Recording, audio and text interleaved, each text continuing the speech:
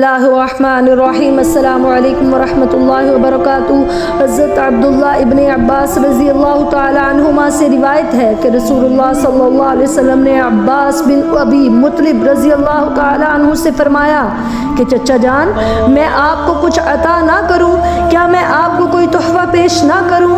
کیا میں آپ کو 10 ایسی اچھی خصلتیں نہ بتاؤں کہ اللہ تعالیٰ آپ کے اگلے پچھلے نئے پرانے تمام چھوٹے بڑے ظاہری باطنی گناہ معاف فرما دے؟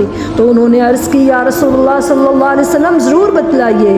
تو آپ صلی اللہ علیہ وسلم نے فرمایا کہ 4 رکعت نفل اس طرح پڑھیں کہ ہر رکعت میں سورۃ الفاتحہ کے بعد کوئی بھی سورت ملائیں جو آسانی سے آپ کو یاد ہو وہ ملا لیں۔ تو پھر اس کے بعد 15 مرتبہ آپ یہ کلمات پڑھیں، سبحان اللہ والحمد للہ ولا الہ الا اللہ واللہ اکبر۔ ان کلمات کو 15 دفعہ پڑھنے کے بعد آپ پھر رکوع میں چلے جائیں اللہ اکبر کہتے ہوئے، پھر رکوع کی تسبیحات پڑھیں، سبحان ربی العظیم سبحان ربی العظیم سبحان ربی العظیم۔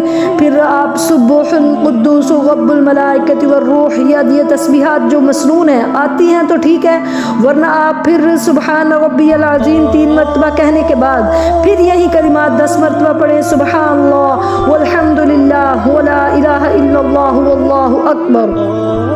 پھر رکوع سے اٹھ جائیں، سمع اللہ لمن حمدہ ربنا ولک الحمد کہتے ہوئے، اور ربنا ولک الحمد کہہ سکتے ہیں اور ربنا لک الحمد بھی کہہ سکتے ہیں۔ اور پھر جب اس سے فارغ ہو جائیں تو حمدن کثیرن طیبا مبارکن فیہ آتی ہے تو یہ دعا پڑھیں، نہیں آتی تو پھر آپ فوراً سیدھے کھڑے ہو کے تو یہی 10 کلمات پڑھیں، سبحان اللہ والحمد للہ ولا الہ الا اللہ واللہ اکبر۔ پھر آپ سجدے میں اللہ اکبر کہتے ہوئے چلے جائیں۔ پھر آپ سجدے کی دعائیں پڑھیں، سبحان ربی الاعلی، اور اس کے 3 دفعہ پڑھنے کے بعد سبحانک اللہم ربنا وبحمدک اللہم اغفر لی۔ یہ دعا اگر آپ کو آتی ہے جو مسنون ہے تو ٹھیک ہے۔ یہ میں آپ کو دعائیں اس لیے رکوع اور سجدے کی بتا رہی ہوں کہ اگر آپ نے پڑھی ہوئی ہیں تو آپ اس کو ضرور پڑھیں، یہ پڑھنا مسنون ہے۔ اگر نہ بھی پڑھیں تو سبحان ربی العظیم رکوع میں پڑھنا اور سبحان ربی الاعلی سجدے میں پڑھنا یہ ضروری ہے۔ لیکن یہ جو اگلی مسنون دعائیں ہیں پڑھ لیں تو ماشاءاللہ بہت اجر ہے، نہ پڑھیں تو رکوع سجدہ ہو جائے گا۔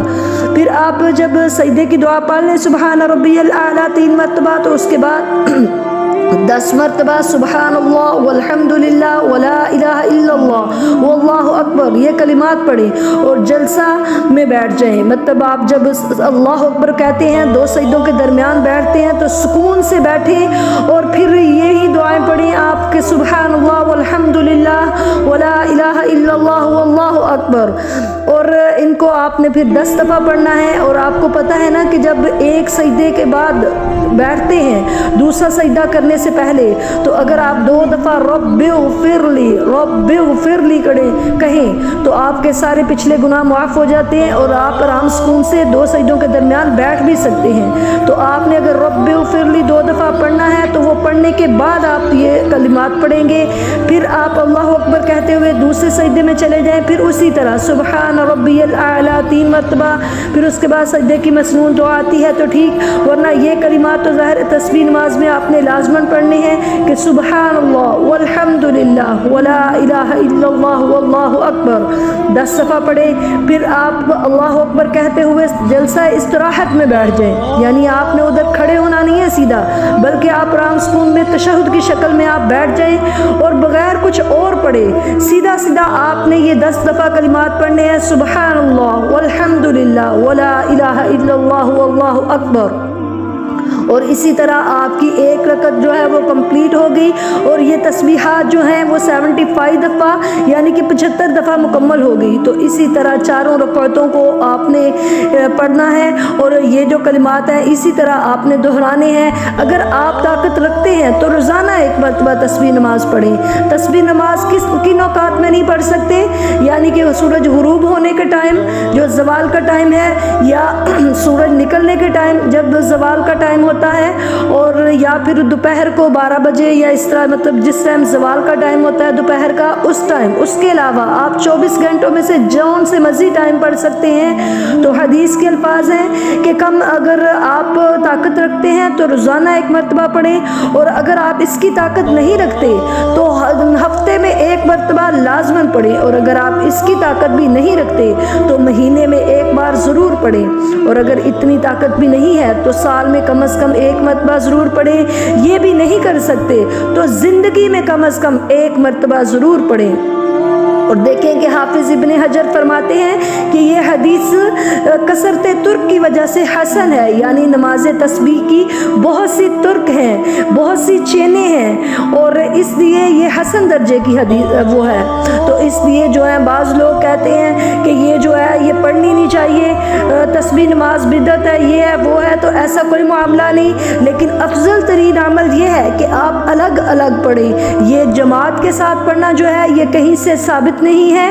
بعض علماء کہتے ہیں کہ اگر آپ کبھی کبھار جو ہے وہ جماعت کے ساتھ پڑھ لیں تو جیسا کہ نفلی نماز جو ہے وہ ثابت ہے حدیثوں سے کہیں نہ کہیں, تو پھر آپ پڑھ سکتے ہیں. لیکن زیادہ سارے جو علماء ہیں وہ اس پر متفق ہیں کہ اس کو الگ الگ اپنی اپنی پڑھی جائے.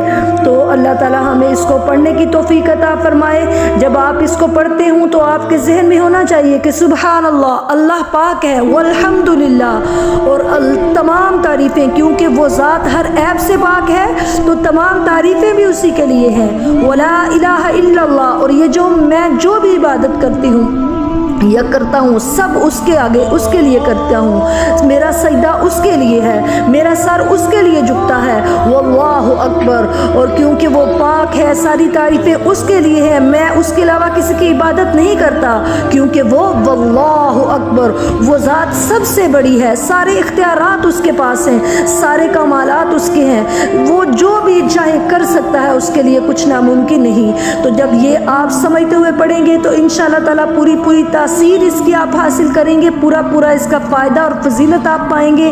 اللہ تعالیٰ ہم سب کا حامی و ناصر ہو. مسنون طریقے سے اللہ تعالیٰ اس کو پڑھنے کی توفیق عطا فرمائے. آمین. السلام علیکم ورحمۃ اللہ وبرکاتہ.